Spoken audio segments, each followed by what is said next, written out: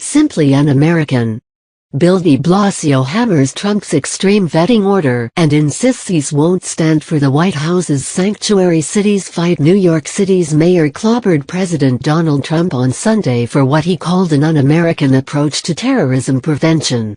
Bill de Blasio rendered judgment after a day of controlled chaos at American international airports including New York City's JFK, as protesters loudly objected to the temporary detention of just over 100 people arriving from 7 terror-prone countries.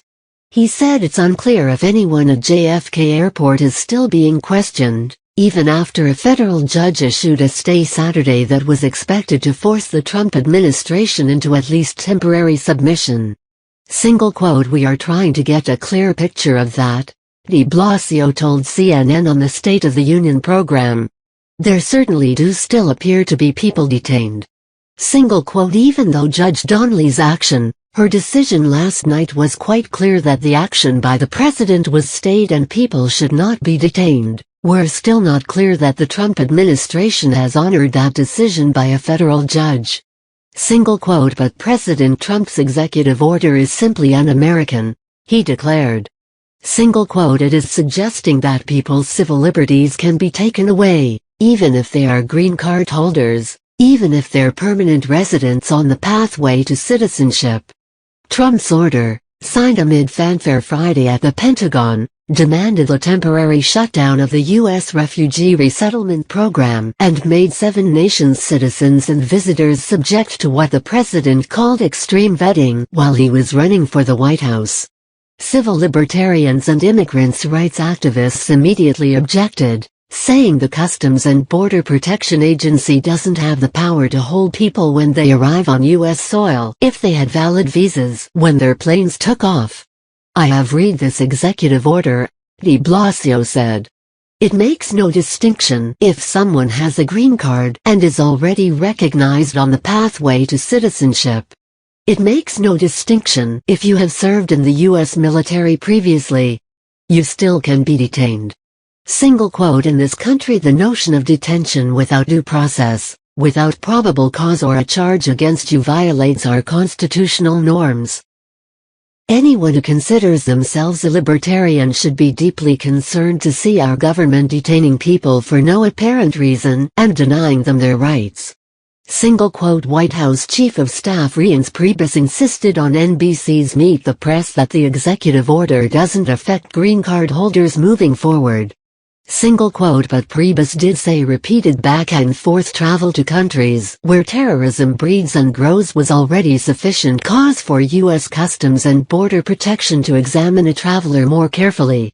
White House Chief of Staff Reince Priebus said Sunday on NBC that the reason Friday's executive order made no mention of green card holders is that Customs and Border Protection already had the authority to question them if they came into the U.S. from terror-prone nations. If they have a person that's traveling back and forth to Libya or Somalia or Yemen, I would suspect within their discretion, they might ask a few more questions at JFK or some other airport when someone's coming back and forth within their discretionary authority as a Customs and Border Patrol agent, he said. "And what I'm saying is I would suspect that most Americans would agree that that might be a good thing to do." At every level in an airport a Customs and Border Patrol agent has the authority to use their discretion to ask questions, Priebus added. "That's all we're talking about." Confusion reigned over the weekend as Trump's order caught federal agencies by surprise, including overseas consular offices that hadn't been warned the new policy was coming.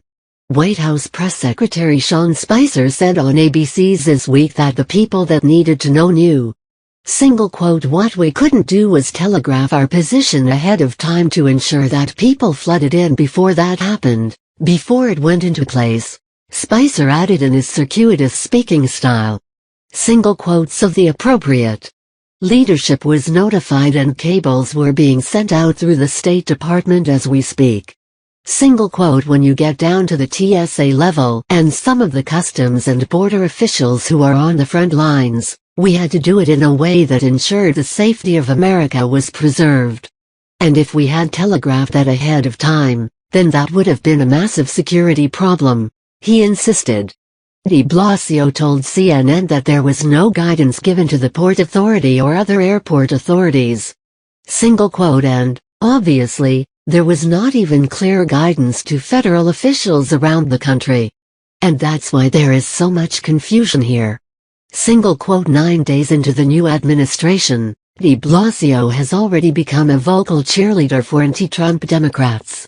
He objected loudly on Wednesday when the White House issued an order denying federal funding to cities that refused to hand over illegal immigrants to federal immigration officials.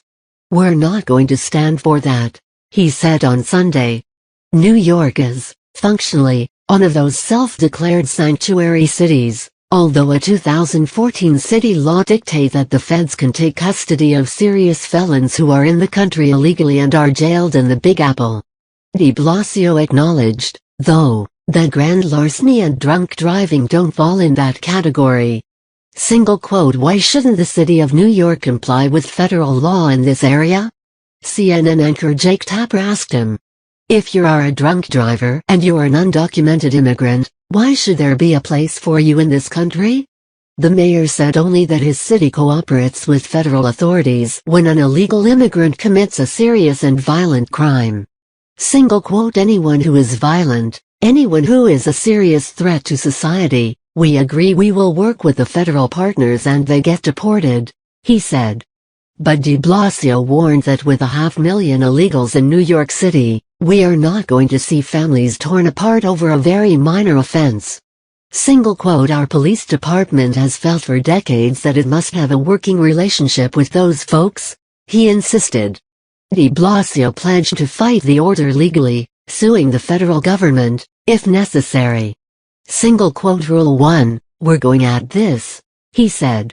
"If there is an attempt to implement, and, of course, there's not been an attempt to implement yet, we will go to court to have it stayed, just like this more recent executive order was stayed."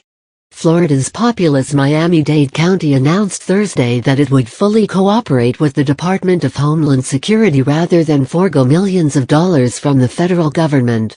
Republican Mayor Carlo Jimenez told the Miami Herald that in 2016 it would have cost $52,000 for his jails to hold the roughly 100 inmates that the federal government wanted.